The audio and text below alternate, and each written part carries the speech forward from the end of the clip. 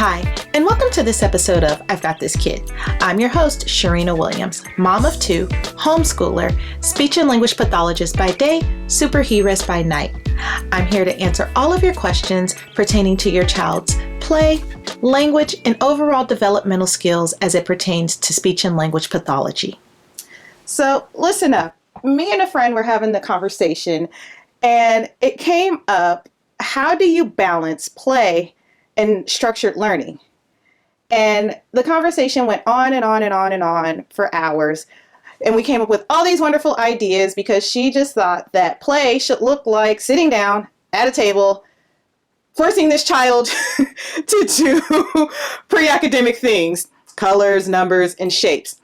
By the end of our conversation, not only was she tasked with trying to approach structured learning in a play-based manner, she felt so much more confident about what she could do. So listen up, parents. I want you guys to know, for one, play is the perfect time to mess around and get all kinds of structured learning in there, and your child doesn't know. They have no idea that you're teaching them stuff. All they know is that mommy or daddy are sitting down with them to play. And usually that's all they really want. All you got to do are a few little tweaks to just get the ball rolling, be intentional about what you're trying to get in there. And I promise you, you will probably get so much more out of your little one during that time of playing with them and sneaking in some stuff versus trying to force them to tell you what color is that block, because you're going to lose them, they're going to lose you, and then you guys are going to be frustrated looking at each other, and then you're going to be trying to diagnose your poor kid and saying they have attention issues when they don't. They just really want you to play with them. So this really happens. It really happens. This is a real thing. So don't be offended, people, because everybody's been there. The only reason why I know a little bit better is just because, one, my life as a speech pathologist is devoted to early intervention, that population between 18 to 36 months. And two, I'm a mama, so I've been there. And I've even learned that some of my stuff, I have to be really creative on how I get what I want to get out of the little ones. You can use what your child is doing during play to teach concepts. So say, for example, your little one is on the floor and they've got cars out. I love cars. Cars are amazing, especially little boys seem to gravitate towards cars, and usually they're the hardest ones to get at during play because whatever they're doing during play seems way more important than whatever it is that you're trying to accomplish during that time. So let's say that they have the cars and they're crashing them together. Boom, boom, boom. Crash, crash, crash. Oh my goodness, this is amazing. They're crashing the cars together. But you notice 5 minutes later, they're still crashing these cars together. And maybe you want to know, does my baby know their colors the way that I think they know their colors? So during that time, just kind of ease into play. Make sure, parent, that you are facing them face to face. Don't come and sit behind them. Either sit at them at 90 degrees or sit face to face, where you're able to look at them and just kind of get in there. Don't snatch the toy. Snatching the toy, bad idea. If you snatch the toy, you're going to lose a friend. You're not going to get anything out of them. But if you sit there and you kind of just start narrating what they're doing, oh my gosh, blue car is hitting red car. Red car is hitting blue car. Oh my gosh, blue car went flying in the air and then it came down, went boom. It's a catastrophe. That's interesting, right? You're probably going to catch their attention by narrating that. You're going to be way more exciting than I sounded in that moment. But that's what you're going to do, right? And you're going to notice as you're saying that, your child's going to automatically, most children, should I say, will automatically start mocking what you're saying or imitating what you're saying, or even better, using those labels and using them appropriately, right? Yeah, red car is going up, and then it went boom, and then it went around the corner, and all that great stuff happened, and you're a part of that, right? So now you know that they know, if they're holding on to red car while they're saying it, that red car is red car, and then if they start talking about blue car, then they know blue car is blue car. It's that simple, right? If you want to know something a little bit more complex, maybe you're like, I want to know if not only do they know the color of the car, maybe I want to know if they know their numbers, how many numbers they know. So during that time, maybe you'll take red car and they still got blue car, and you'll add in orange car. Oh my gosh, red car and blue car, 1 red car, 2 blue car, 3 orange car. Should we add another car to the race or to the crash? And then you add another car. Oh, here comes purple car, number 4. And then you can just go at it. Okay, here we go. Here's car number 1, 2, 3, 4. Let's go at it. Crash and bang, go boom. Right? Keep doing that. And all of a sudden, they'll be doing it with you. And guess what? You didn't have to pull out a flashcard. You didn't have to ask them any questions. All you had to do was just play with them. Simple as that. So now let's say you have a kiddo who likes more movement activities, right? So we can use a bouncy ball as an example. And if you have a little one who loves playing throw the ball at you, or, back and forth kind of play, catch, I catch, you catch, you can definitely get structured learning out of that. You can get actions out of that, right? So if your little one tosses the ball at you, when it's your turn, you take the ball, you're holding it in your hand. You don't take a lot of time. If you take a lot of time, if there's too much time in between you and getting that ball back to your little one, you're going to lose them. You have to remember, they're still building up attention. They're still building up those play skills. So you can't take a lot of time, but you can get in there something like, okay, I'm going to roll the ball back to you. And they're probably going to crack up. And then when they get the ball and let's say they throw it back at you and it bounces a little bit. Oh, you bounced the ball at me. Oh, am I going to roll it? Am I going to bounce it? I'm going to, and then you get the ball back to them. Right?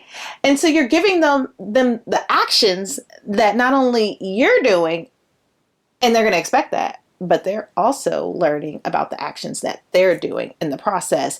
So then after a few times of doing that, you can start asking, like, are you going to roll it? Are you going to bounce it? What are you going to do? Is it going to be big bounces? Is it going to be little bounces? You can ask them that, and they're going to be totally into that because they think that they're like the ultimate trickster, just like you tricked them the first time around, or the first few times around, right? Asking them about what they're going to do. That teaches actions.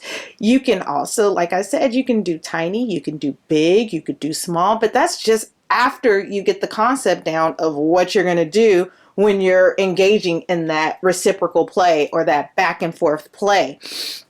So again, there's no flashcard involved in that. It's just you with your little one putting things in action, doing something they probably love to do and making it real to them. It's something about making play real to the little ones to where not only are they doing it, by touching it and feeling it, their brain catches on to that and they're able to make a connection, a different kind of connection than if you were just showing them a picture or just saying it to them or just asking them to give you information back. You're making it tangible by throwing the ball and saying what you're doing and asking them to do it back. So it's really cool to engage in that kind of play. And not only that, you get totally cool mommy and daddy points by sitting down and playing with your little one. And if you want to expand that, you can totally expand that. So if, again, you have a little one who likes movement and maybe they're on a trampoline and they're bouncing around on that trampoline, take turns with it. All right, it's your turn. I'm going to see you do really big hops. And now it's my turn. I'm going to do tiny, slow hops. And you go back and forth with that. Okay, this time I'm going to do super gigantic bounces. And it's going to be amazing. And you're going to be amazing. And we're going to be amazing together. But again, the point is you just want to take out the time to be a little bit intentional about what it is that you're trying to get at them or get into them while you're playing with them. And so there's no need to quiz them on that, because not only are you giving them the information and you're giving it to them while they're doing it, they'll be able to give it right back to you and tell you exactly what they're doing.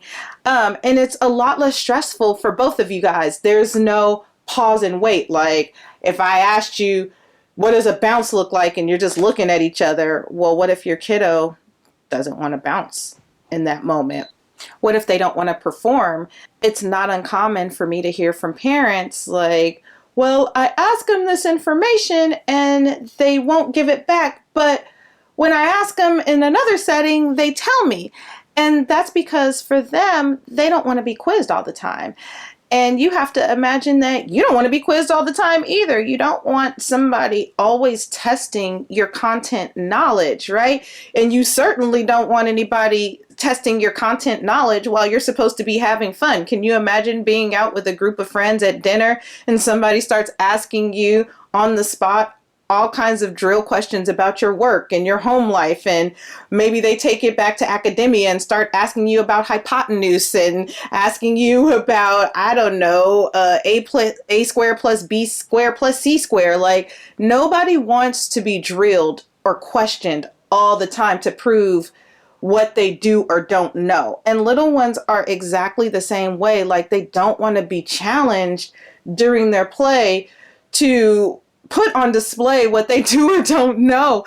They want it to be engaging, just like as adults, we want things to be engaging when we're talking about what we do and don't know. We want it to be a conversation, and we certainly don't want it to be a quiz to showcase our knowledge. It's, in some cases, some kids do great with that and love that kind of stuff. But I always end up with the kiddos who don't love that kind of stuff and get a little bit of performance anxiety. And parents equate that to, well, they don't know or they don't. And that's not true. It's just the method in which it's being gone about is not quite meeting your little one where they want to be met at. So if you make it a little bit more engaging for them and a little bit more fun with them, especially, again, during play, they are going to be extremely excited about what it is that not only are they showcasing, but what they're doing with you, because it's interactive and it's just a lot more fun. My other example is dolls and action figures. And the reason that I say dolls and action figures is because I don't want to be gender specific. I want both boys and girls to be able to take advantage of the opportunity to play with figurines. And the reason why is because you can get so much out of play when using figures, right? You can work on body parts, you can work on action, you can work on social scenarios. It's really cool. Like, your possibilities are really endless when dealing with dolls and action figures. You can make it gender specific if you want to. Maybe the little girl is brushing Dolly's hair and feeding her. I've done that with both little girls and little boys, teaching them how to eat. Again, that's another action. Playing dress up. So you can go on and on and on and on and on. You can also work on different professions. Oh my goodness, the doctor is working on fixing the patient. They got an owie. Let's fix their finger, right? That's an indirect way of teaching them body parts without saying, where's your finger? Show me your finger. You can also do, oh my goodness, baby's eye, she needs glasses. Let's put some glasses on baby. Or let's fix baby's foot. She got an owie. Or baby's walking. Where is she walking? She's walking to the grocery store. Why is she walking to the grocery store? Maybe because she wants to get some food. We can start talking about different fruits and vegetables, and what maybe baby is going to make for dinner, or you're going to make baby for dinner, for that matter. And that can happen with action figures as well, because action figures need to eat too. If it's a dinosaur, look at Dinosaur. He's so big. He's an herbivore maybe, and he's going up the tree and he's going to eat all the leaves on the tree. But here comes T-Rex. T-Rex is a meat eater. So what are some things that T-Rex may want to eat? So again, you can really get language in there by scripting the play without scripting the play, but just going along with what you see your child doing. If the dinosaur is going through the forest and he's rawr and he's about to attack everybody, oh no, if the dinosaur is about to attack, we better have a medic on hand because somebody's going to get hurt, right? So that's another thing that you can do with Dinosaur, and it's a way to where you can not only get into your little one's play, but you can integrate different concepts into what they're already doing. Baby doll's hair is all over the place. Oh, we need to find a brush and fast. Let's brush her hair. What does brushing her hair look like? You know, it's really pretty simple once you get into the groove of it. The hardest part is really just getting into the groove of it and not feeling like you are intruding on your child's play, and really feeling like you're taking what they're doing and just adding a little bit to it. And it gives you the ability to shift from where is to basically organically teaching them these skills that we would expect them to be taught, especially for our little ones who are in preschools. Chances are they've already had a pretty structured day. And so the last thing that you want to do is give them school after school. That's burnout. Like, do you want to go from work, come home and go to more work? I mean, some people do. My husband does it. Don't ask. I don't know how he does it. He does like 15, 16-hour days going from work to work. He keeps a project. But most people who are not like my husband and keeps things insanely busy, most people don't want to go from work to work. In most cases, 18 to 36-month-olds, school agers, do not want to go from work to work. So it's really important for you families out there. Just my suggestion, you can do what you want to do, but it's just my suggestion to be a little intentional about that time that you have with them, because they've been working all day and they've been doing all day and they've been performing all day. And teacher said, come here and sit down for circle time. And then teacher set up and let's paint this picture. And then teacher told me to go outside and play. And teacher told me to recite these letters. They don't want to do that at home. Like most kids, I mean, don't write me and say like my kid does that and they do great. I'm glad for you and your child. I'm sure they're amazing and they probably do wonderful things. And again, remember, that's your baby's learning style. But most of the kiddos that I come across are not extremely excited about going from work to work. So try to make sure that you're not giving them more work on top of work, on top of work. Let them have that time to be a toddler. It's fun. Toddler is fun. They have no inhibitions. Everything is learning. Like that time should be fun. And honestly, mom and dad, it should be fun for you guys too. It should be a whole lot of fun for you guys, because the stuff that toddlers say and do, I have so many stories about the funny stuff they come up with during play. And you'd be surprised what they come up with during that time, or they say, and you don't even know that they knew that. And that's being a parent and being a clinician for almost a decade, that kids will say some stuff and you had no idea that they knew that. And not only that, where did they get that from? So I would try my hardest to make it fun. Don't ask too many questions and just get yourself in there, get involved. And let your inhibitions go. I know what I'm suggesting and what I'm asking is hard for most people to really just get in there and figure out, where do I even start? You just start where your little one is. If you see them on the ground, get in there and follow their lead. And you'll hear me talk about following your child's lead a lot. You do not, in most cases, want to come in and take over the play or try to make what they're doing seem like it's less important than what you're trying to get them to do. So for example, if your little one was playing with blocks and they were stacking them up and you came in and said, I want to build a castle, let's build this castle instead.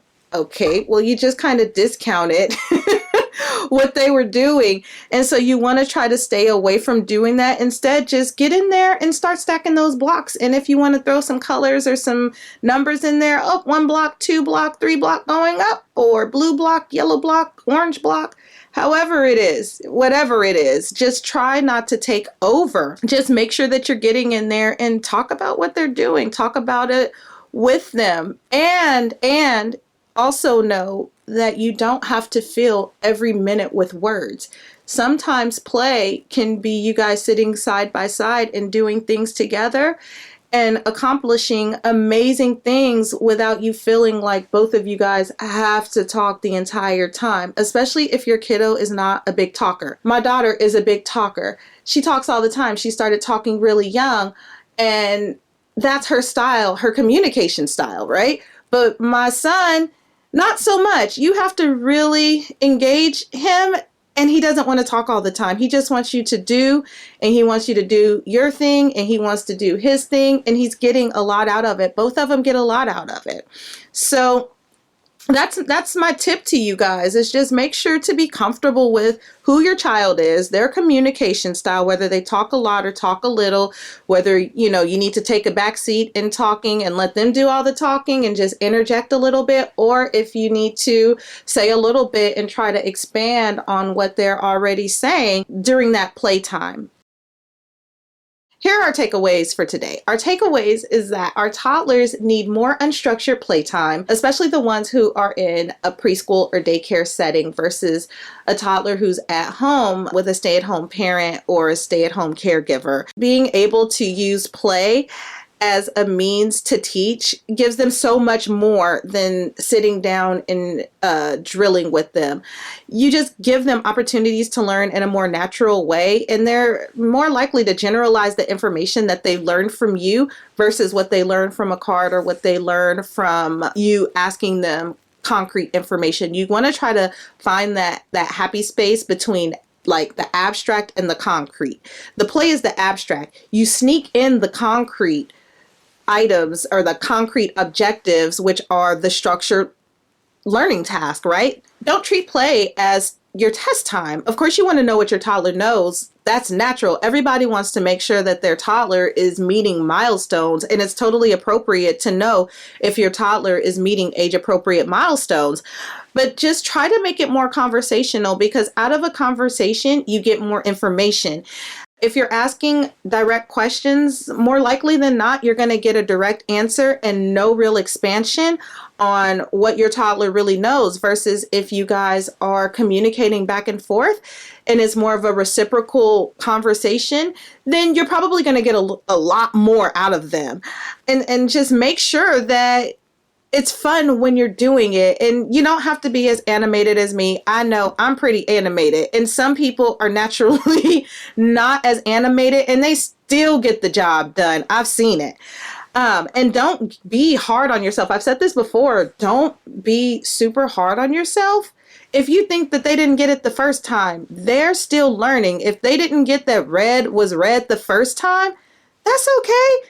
That's why you're down there with them and playing with them and doing stuff with them so they can get it, especially if you find that it takes a little bit more time for your child to get that concrete information. Some people are naturally better at concrete learning, and some people are naturally better at the more of the abstract learning, the more whimsical things and more of the philosophical thinkers. And some people want to know that red is red and blue is blue and, all that rote stuff. And there's nothing wrong with either type of learning.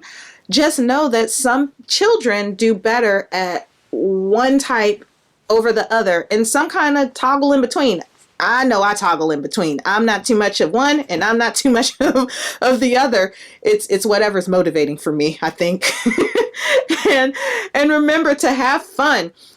Your play should be so much fun. Not only should it be fun for them, it should be fun for you. Like, you should enjoy what you're doing now down there and not be stressed out. Like, play should not be a stressful thing. It shouldn't feel like another task. Like, your toddler's only going to be a toddler once.